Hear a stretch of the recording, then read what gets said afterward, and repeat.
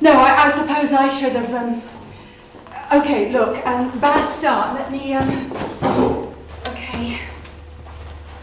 So, good morning. I'm Catherine McAllister. And we know who you are, so, Okay, I could maybe start by outlining what I had in mind, or would you like to, No? Okay, well... So, in my letter, as I said in my letter, obviously your appeal's been, but that's been lost.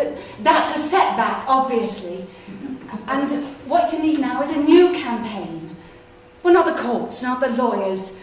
Appeal to the public out there to build up a head of steam around the idea that you should be released now. I mean the evidence. And I wanted to offer myself up to run that campaign.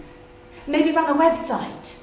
Get some media, some more positive media. Highlight your case, get you in the public eye. Tell them about the you, real, the real you, not the person the papers have... So, do you think you could... How does that sound? Is there any chance that you would...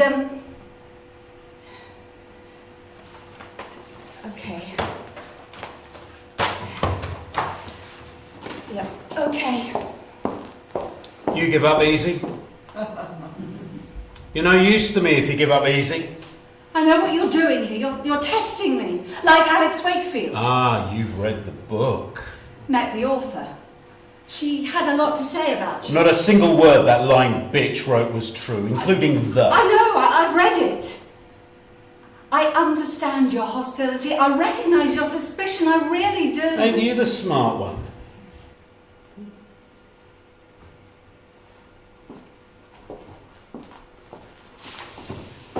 I know you. We've met. I don't think so. You don't think so? You don't think so? People don't forget they've met me. We've never met. I've seen you. There's a million women look like me. Thanks for agreeing to see me. My diary wasn't full. I guess you get a lot of free time. I get no free time at all, darling. I have a lot of unoccupied time. Sorry. Bad choice of words, not precise. You don't think we've met? I have a lot of free time. I don't need a lawyer with a bad choice of words. Been there, done that. Didn't go well. He's dead, you know. Last year. I know. I had a party. Well, you can party in here. You can do anything in your head. Okay. Only space I've got. You dress nice. Thank you. Ah, though there's me not using my words right. Nice? What does nice mean to you, eh? When you look fuckable. Okay, you're in here. I suspect any woman would... Yeah, maybe, because you're right. You are kind of average. Point is, you've got to get your words right. One thing you learn 15 years in here, got to get your words right. Well, you're 15 years in here. I like your jacket. Could we maybe keep this on a more professional footing? Yeah, right. Inappropriate language in a workplace setting. Only, as you correctly surmise, I don't get to meet many women. Not much chance of chat up. Your technique needs some work. I'm out of practice. Still like your jacket. Button it up. Button it up for me.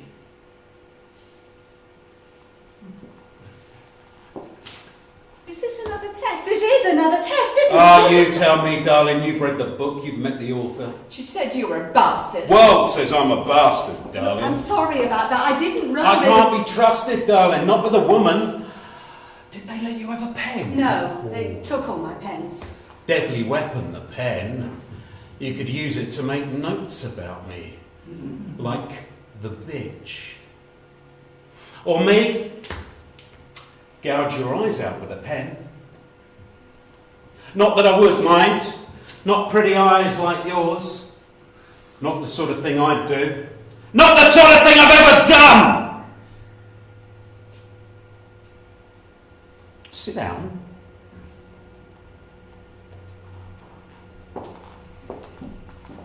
You said in your letter you're a lawyer. I am a lawyer. Kind that doesn't recognise a two-way mirror. I know they're watching us. And recording. For your protection. Yours too.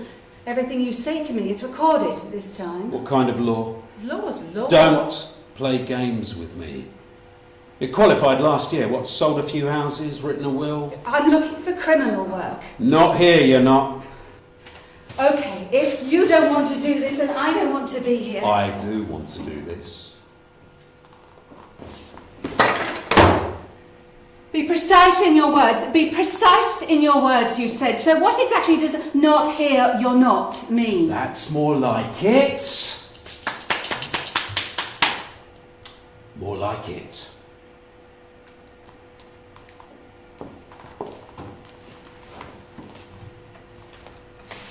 So stop playing stupid mind games or I walk.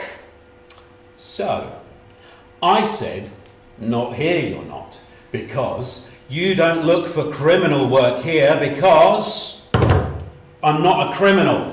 Okay. I'm not a criminal. I need you to believe I'm not a criminal. We're going to work together. I need you to believe I'm an innocent man. I believe you were wrongly convicted. Oh, so now the words are careful. Precisely. The evidence is all circumstantial. No conclusive forensics. No reliable witness. No bodies. No bodies. You think I killed them? I can't see how you were convicted. Oh, so not guilty then, just not proven. Not proven is not guilty. It's not innocent either. Look, I promised you when I wrote. No bullshit. Total honesty. I can't see how you were convicted, not on that evidence. Well, not even if I did it. Not even if you did it. What, you'd let me go even if you knew it was me? No, I'd let you go free because I don't know it was you. That's how it works. Innocent until proven guilty. Not proven is not guilty. Oh, tell that to my jury. A majority of your jury, 10 of your jury, after 6 days, with 2 still voting not guilty, suggests some doubt, some reasonable doubt. They convicted me. They hated you. Everyone hates a child killer. Are you a child killer?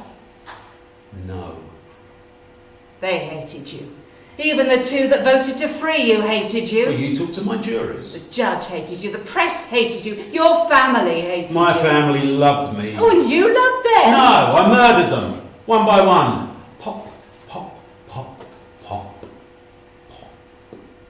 Do you ever wonder why your jury hated you? I'm arrogant. Bitter. Given to making jokes in the poorest of taste. I'm cold, aloof, uncaring, incapable of breaking down the right way. You know, the way you're supposed to break down in some big book of grief response, which I've never read. When your wife and your daughter and your 2 sons suddenly vanish, leaving nothing behind but your blood-stained car. I'm money-obsessed, self-obsessed, self-regarding, psychopathic. A danger to society, evil beyond belief, an enemy of the people. You've read my reviews, darling. Shall I go on? I know what you're doing. Just passing the time. You're not with me.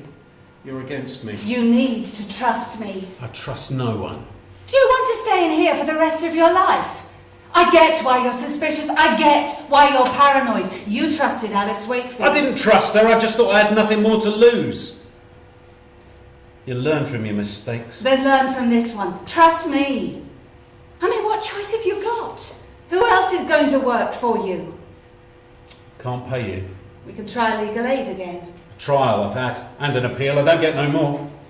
Unless there's new evidence. Which there isn't. We used it at the appeal. Your barrister wasted it. My QC, my top QC. You could have afforded better. What with? All that lovely money I'd be inheriting when I murdered my wife? I don't want paying. I'll work pro bono. What, even when I'm free and they give me my millions back? I earn enough from the day job to cover my costs. How much is that?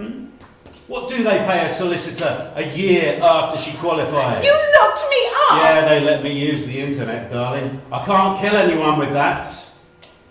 I was wasting my life. So I retrained as a lawyer. I didn't do that to spend my time shafting divorcees and fleecing the compensation of people who trip over paving stones. How long have you been out of the Girl Guides? I got into the law to achieve something. You shouldn't be in jail. I just want to get you out. You'll sign a contract. I've got one here. Saying I owe you nothing. Not a penny, even if you do get me out of here. You'll be a rich man when we do get you out of here. You'll sign? You want me to trust you? I'll bring a new draft next time. Send it over first. I've got a lot of time for reading.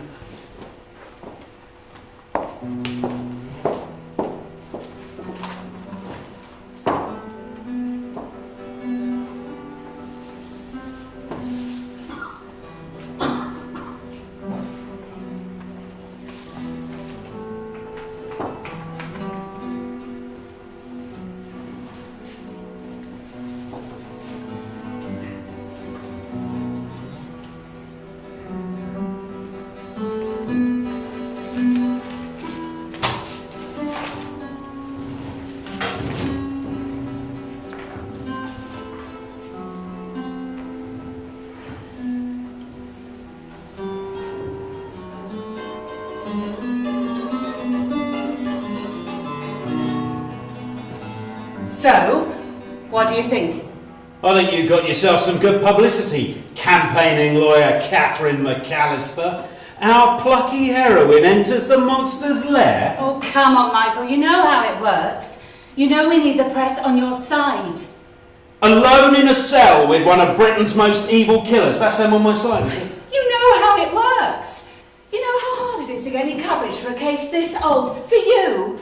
We need to get you in the public eye. All publicity is good publicity. Good for business. Free advertising. It's the angle they wanted. You take what you can get. I thought you'd be pleased. A full page in a proper newspaper. Have you any idea how much coverage like that would cost? I've an idea what they might pay for it. Well, it's money for the fund. I don't see it in the campaign accounts. Is that what's bugging you? Is that seriously what your problem is?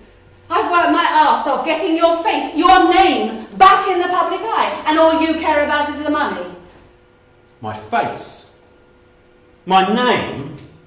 Monster? Evil killer? Notorious? Where's the stuff about my case? Where's the bit that says I'm an innocent man, wrongly convicted? Show me where it tells the public eye about the lying coppers, the incompetent lawyers, and the absolute absence of one shred of evidence. I can't control what they write. You take what you can get. And how much is that? I am not doing this for the money. They gave me 6,000, which I have invested in a private investigator who is searching for your wife. He won't find her. Why? Where have you buried her? I'm sorry. Michael, you are making this hard. I'm working every hour I can for you, and I thought you'd be pleased we'd made some progress. What investigator? The firm's used him before. He's good. I mean, he won't be doing much for $6,000, but I can raise more. You could have raised more for this. Queuing up they were when I came in here. 50 grand, 60 grand I got offered if I'd tell all. Prison wouldn't let me see a journalist. Well, they still won't. I've asked. And times have changed. Times are hard. Papers aren't offering what they did back then, and if they are offering money, they can't offer it to you. They can't reward you for your crimes. I haven't committed any crimes. Officially, you kind of have. I need you to tell me more about what happened. You've read the books. Every file, every paper, every transcript, you said. I need to hear it from you again. Again? I need you to tell me about the day they disappeared. You want me to tell you I did it? You want me to tell you I killed them, and then you'll know, one way or the other. And then you can walk away and leave this alone and not think about it again. Why are you here? To get justice for you, to get you out of here. No, you're scratching an itch. You need to know. And every time you ask me if I killed them, I say no. And that's no good, is it? Because I would say that, wouldn't I? And who's going to believe me? So still you don't know. And still you have to keep coming back here trying to find out. You should never have been convicted. But if once I say yes, then you can get up and walk out of that door and never come back. Because you'll know. Why me? Why me? There's hundreds of people in prison who claim that they're innocent. What's so special about me? Because I remember even at the time when you got sent in here, it didn't seem right. It just wasn't fair. They all hated you so much, and I couldn't see how anybody could know you could have done what they said. And I thought about it all, what they had against you. How they said you were fighting with her for months before, knocking her about, and how you hit her father when he came round to try and stop you. And the kids... I never hit my kids. No more than a smack, and they needed one. I listened really carefully when they described the car abandoned in the woods, with all the blood on the seats. And Jennifer gone without any of her clothes, and none of the money in any of her bank accounts touched. So what was she living on if she wasn't dead? And all the kids' toys still in their bedrooms. And that photo in the paper of her mother sat with Barbie on one knee and Winnie the Pooh on the other. So where were they if they hadn't been killed? And who killed them if it wasn't you? Nobody killed them. They're not dead. And all the money. The bank accounts in your name. The house in your name. That was her father. Her father did that, spreading his tax burden. He couldn't gift it to her because he knew he was dying and he wanted to avoid the inheritance tax. So he paid it to me, pretended he was paying me for work I was doing for him, for services rendered. Then when she'd gone, when she ran away, he used it against me, my lust for money. Why did you marry her? I loved her. In court? In court they said you fought with her right from the start, night of the reception even. Even while you were having Anna and the twins, you and she were fighting, screaming, ripping lumps out of each other. Why did she marry you? Why did you marry her? We loved each other. They didn't talk about that much in court. It's how we work. Some people do. Argue, make up, fuck, make children, fight again. No, that's not what people do. You married? Kids? Divorced. Kids? 2. A girl. My boy died. They got names? Look, we're wasting time here. We need to talk about you. You don't have your girl. Your husband got custody. He took her back to Ireland, okay? I see her a long weekend every month. Now, can we get back to work? You lost custody of your daughter. Not normal, that. Mum. Not usual. I wasn't well, okay? I wasn't in a good shape for a time, a long time. It made more sense for her to go with him. They have a good life over there, a new life. New mum? I've spent the money I got from the newspaper. I've hired a private investigator. I figured if you're right, and Jennifer and the kids really are alive and living somewhere else, then we ought to start with her lovers. Figure out where they are now, who they're with. Rupert Hammond left the UK a year after your trial, went to live in the US. We think we know where he is. We want to take a look at his life, see what he's doing. We're hiring a guy over there now to go and have a look. What made your husband divorce you?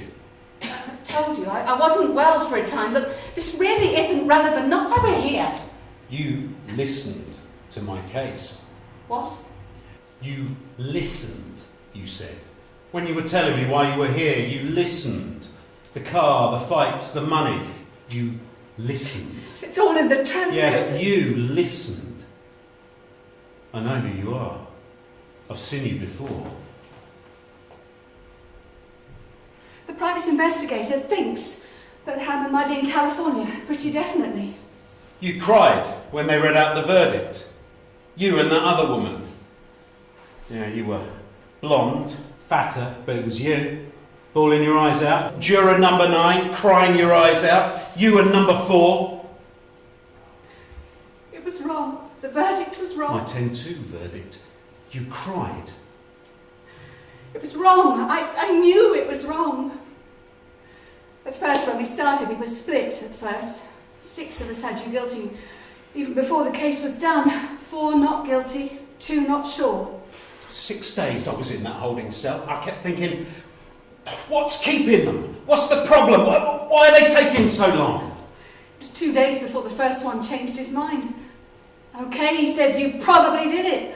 Probably isn't good enough. I thought we're supposed to be sure. Next day, 2 more, and then it It was 9 to 3, 9-3 for 3 days, and then... They kept bringing me back in, up the stairs, and every time I thought, we're done, I'm free. But it was, oh, can we have the bloodstains explained again? Or can we go over the law on murder when there's no bodies? And then the judge, you can bring in a majority, he said. Well, that's when the pressure really began. 9-3 we were. 4 days in that room, 4 nights in a hotel. People had families to get back to jobs. People were bored. My life, and people were bored. When he said we could make it 10-2, not unanimous, the pressure really got on. You're not supposed to talk about it in the hotel. It's not right. That guy, the foreman. Tweedy jacket, check shirt. You beat her up, he said. We're not supposed to talk about it. I said, not here, not when we're not all together. You hit the kids, he said. Married her for her money, blood all over the car. You were wrong, that's what he said. Wrong. That's how he talked, like he was on telly in a cop show. Why are you here? Up till then, that was the most exciting thing I'd ever done, you know that? I mean, I'm not smart, I'm not pretty, I'm not the one that wins the prizes, I'm not the one that gets picked for the team, picked for anything. And then the jury thinks that the summons thing comes and they sit me in that wooden box in that wooden cell with all the men in their wigs and fancy clothes, and they tell me, it's up to me. Listen carefully. Work out what happened. Make a decision. My decision. And my decision, my vote is just as important as anyone else's. Oh, 12 of us. And we all have to agree. And if just one of us thinks you go free, then you go free. And I watched you in the dock, all scared and putting on that hard man act not to let it show. I know that look. You don't work in a pub, or not the kind I worked in back then, and not see scared little guys putting on the hard man shell. The judge, I knew he hated you. You could tell by the way he spoke to you, looked at you. Little sighs, little nods at us. And then he changed the rules. Only needed 10 of us, to be sure. Only needed 10 of us. 2 of us could still think you didn't do it, and there was nothing we could do to stop the rest of them sending you to jail. What's reasonable about that? What's unreasonable about my doubt? We did a bad thing. I just want to make it right. This is why you're a lawyer. This is why you're here. I watched your appeal when was it, 2, 3 years after? And I thought, they'll get it right now. They'll let it go now. This is how it works. This is why we have appeals. To sort it out when a mistake's been made. And then when they didn't let you out, I started researching the case more. My husband, it was only like a hobby, but I told him I wanted to do something about it, join your campaign, get you free, but well, like the guy on the jury, he talked over me, he told me why I was wrong, told me not to get obsessed, that I was just a silly little girl working myself up. I started hiding my research from him, doing it at night or when he was asleep in front of the telly. He found it. He told me I was destroying our lives, affecting our kids. I missed picking them up. Once. It was only once.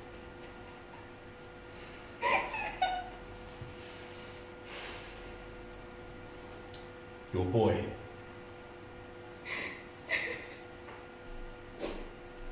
My husband, he took Annalisa away from me.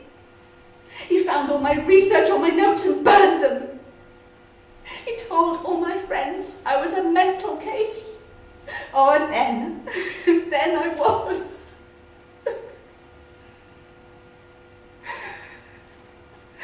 You wore your red jacket for the newspapers. I was looking forward to seeing that again. Next time. Next time? I can wear it again next time. Please. This private investigator, Rupert Hammond,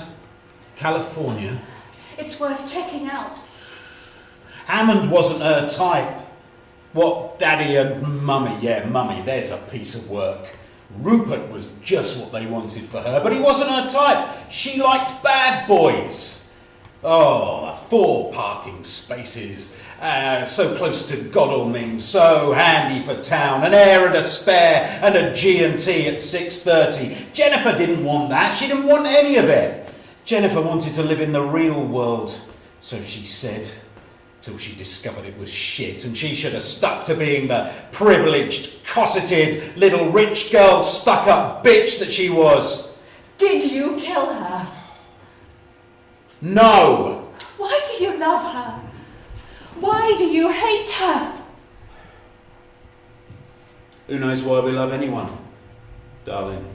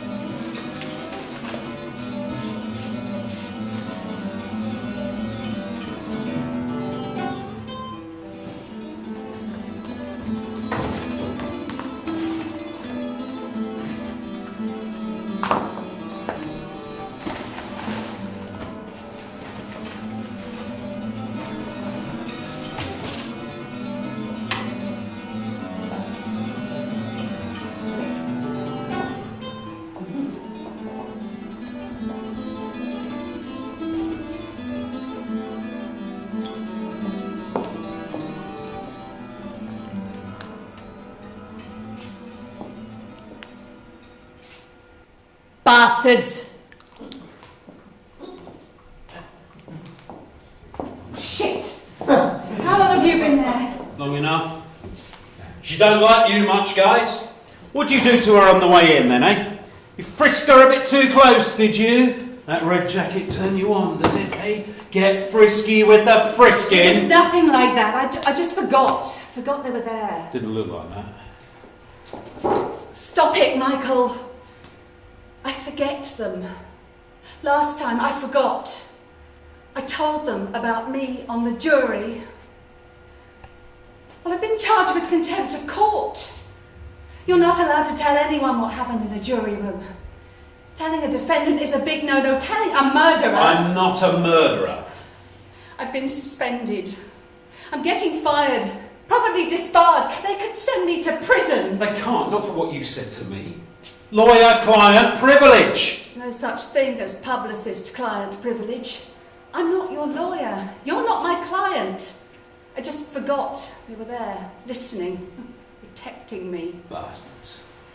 You total, fucking heartless, fucking miserable, fucking bastards! Don't antagonise them, Michael. We need them on your side.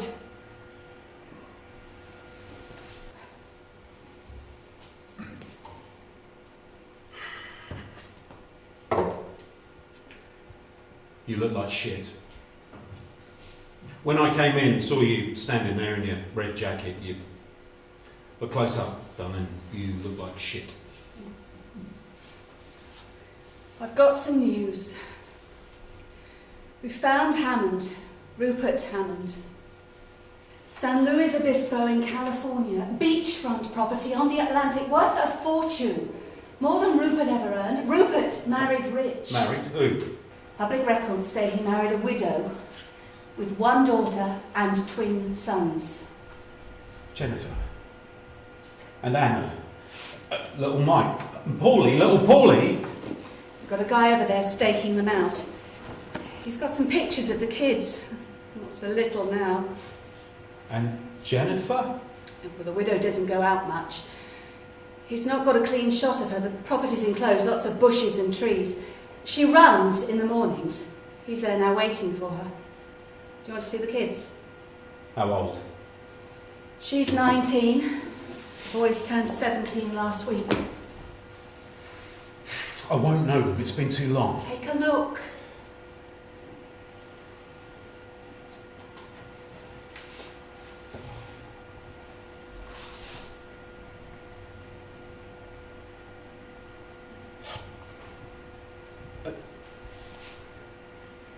I want... It might...